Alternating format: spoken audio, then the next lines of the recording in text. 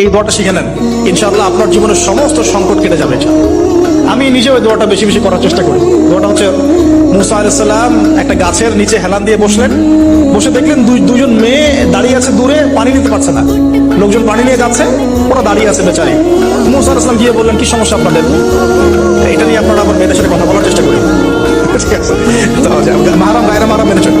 তারা বললো যে আমাদের বাবা অনেক বৃদ্ধ মানুষ, আমরা পানি নিতে পারি না যতক্ষণ না আমাদের কম পানি নিয়ে চলে যায়। মুসা আলাইহিস সালাম তবে একটু বললাম না, ফিজিক্যালি খুব স্ট্রং ছিলেন, থাকে না বডি বিল্ডার, সামনে গিয়ে কথা বলে সরো পানি নিতে দাও, তখন মানুষ একটু মূল্যায়ন করে না। তো মুসা আলাইহিস সালাম এভাবে পানি নিয়ে দিলেন এবং বাচ্চাদেরকে পানি পান করালেন, করিয়ে গাছের নিচে এসে বসে আছেন। বসে বসে তিনি দোয়া করছেন, এই যে দোয়াটা তিনি দোয়া করছেন, রব্বি, একটা নেক কাজ করলেন, নেক কাজ করলেন না, মানুষের উপকার করলেন, নেক কাজ করে এসে গাছের নিচে বসে দোয়া করছে, আল্লাহ এখানে তো আমার খাবার পানি বাসস্থান কিছুই নাই, আমি কি করবো?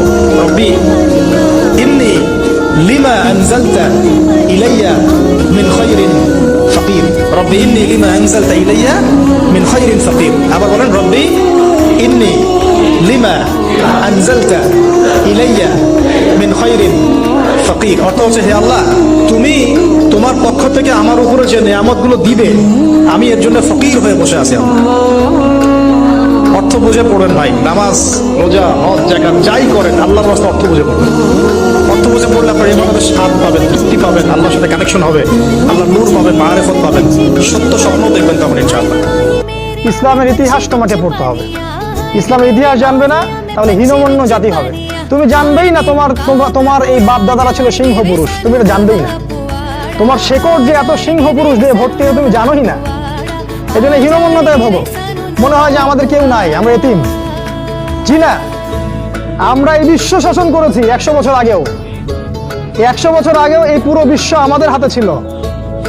এখন যা দেখছো এরকম অতীত এরকম ছিল না।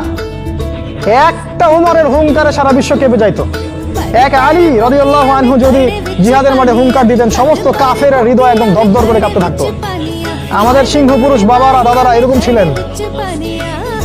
আমরা এত হীনমন্য জাতি ছিলাম না, আজকে আমরা আমাদের পরিচয় ভুলে গেছি।